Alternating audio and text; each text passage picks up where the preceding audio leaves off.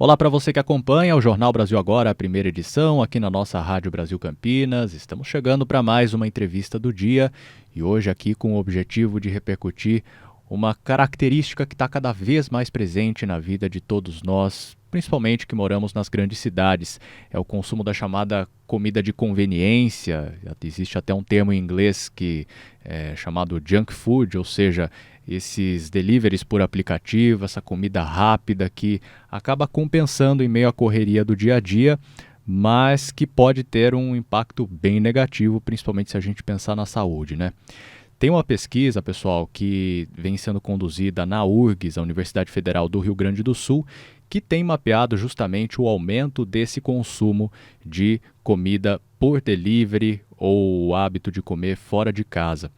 Sobre isso, hoje a gente tem a satisfação de receber o professor e pesquisador Maicon Schubert, também da Universidade Federal do Rio Grande do Sul, que vai explicar um pouquinho mais para a gente os objetivos, como essa pesquisa foi conduzida e principalmente os impactos para a sociedade, né, Maicon? Seja muito bem-vindo à Rádio Brasil Campinas. Obrigado, Kevin. Bom, a comida de conveniência, ela não é uma novidade, né? Ela já vem há algum tempo sendo amplamente comercializada, né? A partir dos processos industriais, enfim, e também com as tecnologias que a cozinha nos oferece, de congelamento, de micro-ondas, de air fry e outras tantas tecnologias que facilitam hoje, né, o processamento, né, rápido da comida em nossas cozinhas, né? Então, uma coisa que a gente constata é de que a quantidade de horas dedicadas aos afazeres domésticos nas famílias brasileiras, isso tem acontecido no mundo todo também, ela vem diminuindo. Então as pessoas têm investido menos tempo na cozinha.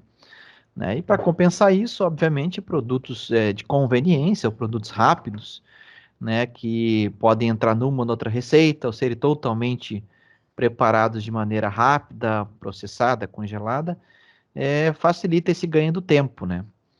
Então, em razão também das mulheres terem ocupado mais espaço no mercado de trabalho, né, essas relações de gênero terem se modificado ao longo do tempo, mas ainda persiste bastante desigual essa relação, né, em termos dos afazeres domésticos, né, isso vem diminuindo. E aí as pessoas vêm, então, compensando isso com uma comida de conveniência.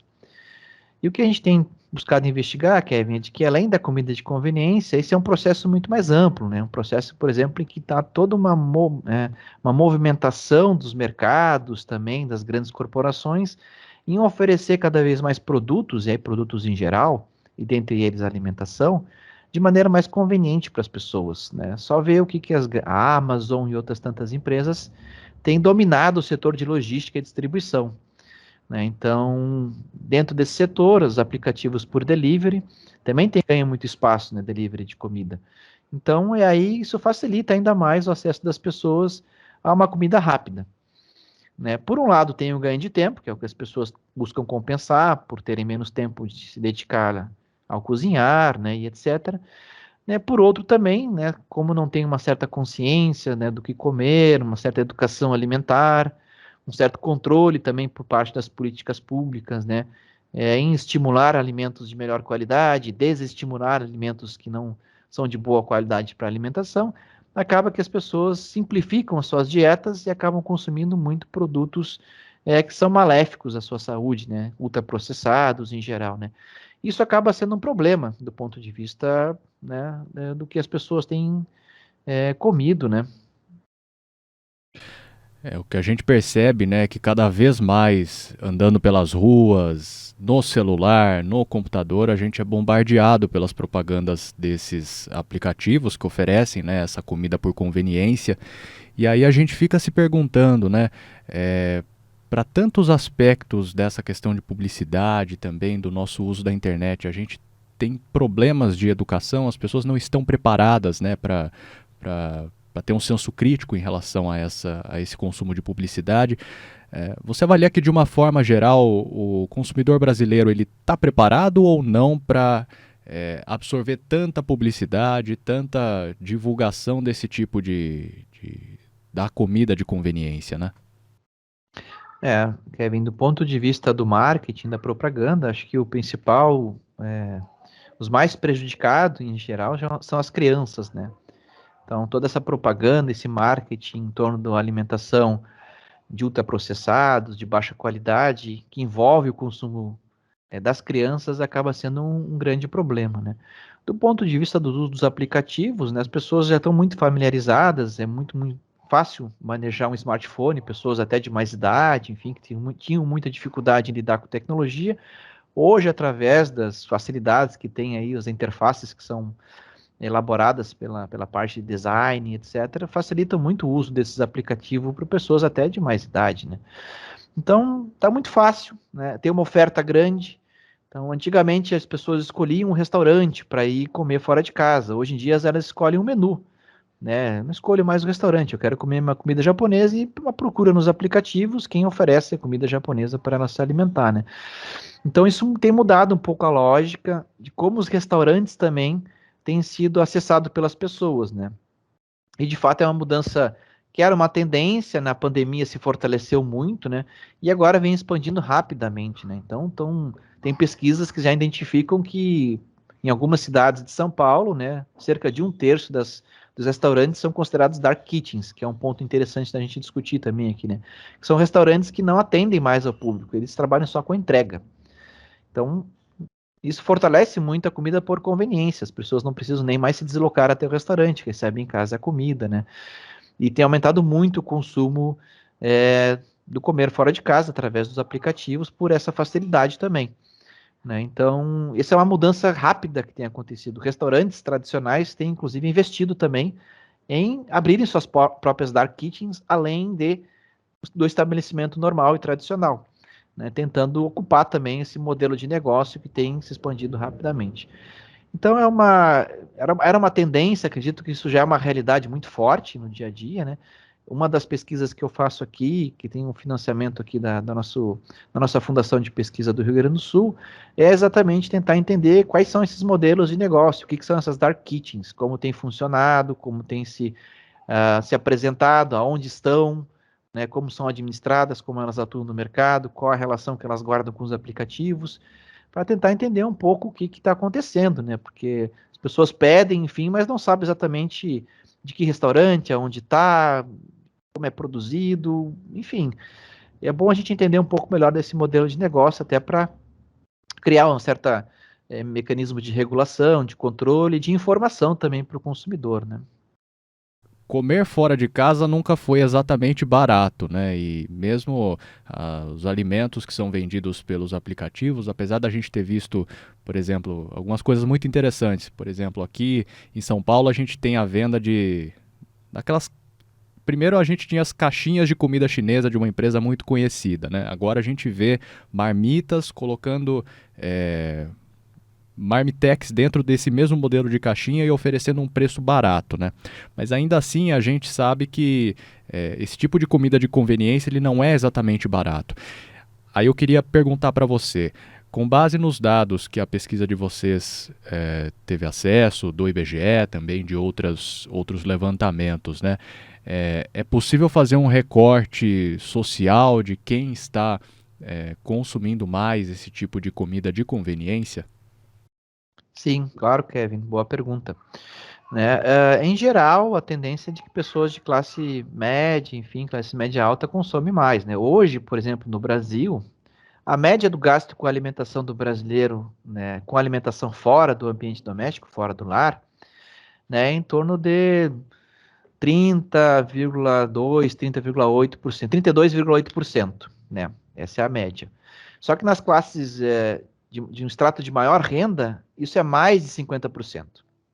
E nas estratos de mais baixa renda, isso é em torno de 20%. Então, sim, claro que há uma diferença em termos de valor que é gasto, né, nos estratos de maior renda em relação aos estratos de menor renda com a comida fora de casa. Então, as pessoas de mais alta renda comem muito fora de casa, né? Mais de 50% do gasto com a alimentação deles, desse extrato de renda, é com alimentação fora do ambiente doméstico. Então, sim, tem um recorte também do ponto de vista dos estratos sociais, né? Estratos econômicos. O que é interessante a gente entender também, que eu acho que é importante, é que a questão da conveniencialização, esse ganho do tempo na cozinha, enfim, na comida, né? Ela tem esse lado negativo, que a gente tem falado do ultraprocessado, da comida, né, que não tem uma boa qualidade, né? Porém, também, em alguns momentos, a gente tenta imaginar um pouco a realidade brasileira, né? A gente tem um amplo contingente de mães solos no Brasil, né? E essas mães, elas estão no estado de vulnerabilidade ainda maior. Então, são as pessoas que mais estão na faixa de insegurança alimentar no Brasil, pelo último relatório que a Vigisan lançou. Então, assim, pensar, por exemplo, políticas alimentares que entreguem a comida pronta para essas famílias, talvez seja mais interessante, né, do que só, talvez, enviar uma cesta básica que elas tenham que cozinhar, porque são mães solo, já tem que cuidar dos filhos, é uma tarefa, né, demorada cozinhar, não é uma tarefa rápida, né, elas têm que trabalhar também, já tem uma série de dificuldades no dia a dia delas, né.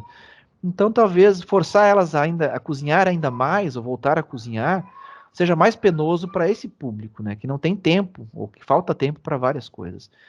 Então, até mesmo na política pública que auxilia um pouco a própria conveniência da comida, para essas famílias especialmente, né, que estão no estado de vulnerabilidade maior, uma comida boa, de qualidade, né, seja positivo, né, porque as pessoas, elas também gostariam de economizar tempo, e o trabalho doméstico não é um trabalho fácil, nem todo mundo gosta de fazer, e não é um trabalho fácil, né, por isso que grande contingente, o maior contingente das pessoas que estão deixando de fazer atividades domésticas são as mulheres, porque antes elas eram obrigadas quase a executar as tarefas domésticas. Hoje, menos, porém, fazem muito mais do que os homens, mas têm deixado muito mais essa atividade do que os homens, né, ao longo do tempo.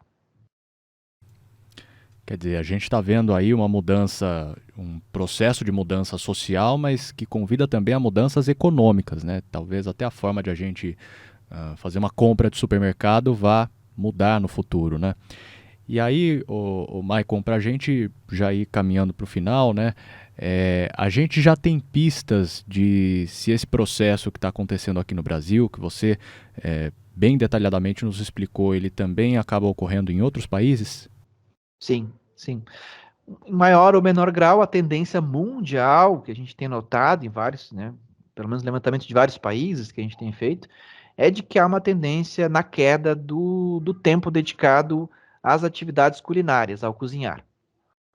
E uma das situações que são levadas a isso é a facilidade de alguns ingredientes estarem pré-prontos ou prontos para as pessoas utilizarem na cozinha, ou até mesmo essa revolução dos deliveries que tem acontecido, em facilitar ainda mais o acesso à comida pronta, e até mesmo a própria comida in natura, né? Hoje, agricultores familiares têm se utilizado dos mercados digitais para entregar cestas de produtos na casa das pessoas, né? Então, as pessoas estão, através de grupo de WhatsApp, pedindo por delivery, a própria entrega de verduras, legumes e frutas dos agricultores, né? Então, esse é um amplo fenômeno social que a gente tem chamado de conveniencialização da alimentação. Ele atinge todos os setores, né? Até esses setores que a gente conhecia como feiras, enfim, essas outras formas mais tradicionais que a gente comprava e consumia alimento, né? Então, é um amplo processo social. Isso tem acontecido, dependendo um pouco do contexto, da realidade, alguns países com algumas características diferentes, né, no mundo todo, né? E não é diferente no Brasil. Então, se tu for me perguntar, Maico, isso é uma tendência que vai ter volta, não tem volta, eu diria que não tem volta, que a tendência é se aprofundar ainda mais, as pessoas deixarem de se dedicar ainda mais às atividades domésticas, por N razões, né, por economia de tempo, por tecnologias que vão facilitar cada vez mais essas atividades, né, pelo interesse em ocupar seu tempo com outras atividades de lazer e etc. E aí a alimentação, a comida, o cozinhar, ela vai entrar nessas atividades de lazer também, né? Como uma escolha, isso para as pessoas que conseguem ter escolha, né? Poder alocar o seu tempo. Então é uma tendência, acredito que os mercados eles têm ocupado esse espaço muito bem através das novas tecnologias de aplicativo, né? Então, não é à toa que são setores que crescem muito, enfim, na condição da pandemia explodiu isso tudo, né? Mas a tendência ela veio para ficar e está se consolidando e a gente vem notando essas mudanças aí, especialmente, né, que é mais evidente no ambiente de restaurantes, né, com a emergência das dark kitchens, que é assim muito grande, muita dark kitchen surgindo, né, os estados aí, os municípios estão correndo atrás de legislações para poder regular isso também. O estado de São Paulo há pouco tempo aí instituiu uma legislação sobre, né, a instalação, a construção de dark kitchens, né? Então, o Rio Grande do Sul ainda não tem, Então, isso está acontecendo muito rápido e acredito ainda que vai avançar muito nos próximos anos. Esse fenômeno de espalhamento, de um aumento do número de dark kitchens, né? Ele também pode trazer uma reflexão sobre a precarização do trabalho nesses locais. Ótimo, boa pergunta, Kevin. Sim, vários problemas. Um deles é a precarização do trabalho. Nós temos notado aí que isso tem sido uma questão de alguns anos já a ser resolvido, né? Várias ações, várias reivindicações, protestos, né, das pessoas que trabalham com entrega, né? Sim, essa é uma grande preocupação. A questão também do desperdício alimentar, né? A questão da poluição, porque essas cozinhas emitem muita gordura no local onde, né, tem essas, porque são muitas cozinhas aglomeradas no mesmo prédio, né? Então a vizinhança no entorno tem reclamado muito dessa poluição, né? O uso de embalagens, enfim, várias coisas que tem que ser repensada, né, para regular, né? Para que isso seja, né, aconteça da maneira mais adequada possível, com o menor impacto também na sociedade, né? E sim, é uma grande questão a regulação das relações de trabalho.